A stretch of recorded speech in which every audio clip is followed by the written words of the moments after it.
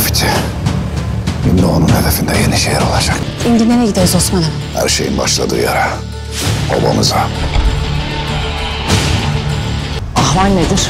Halkları hazırlarlar. Ben de Karacahisar'daki halklarımı da Yenişehir'e soktum. Osman Bey Marmarancı fethedecek. Türk'ü yurdu edecektir. Önüme çıkan herkesi ezeceğim. Dört bir yandan saldıracağız. Askerlerim, Bizans'ın kanını dökenlere acımayacağız. Tunç yürekli atlarım. Şimdi küffarın yurduna çelik bir gürz gibi vurmanın vaktidir.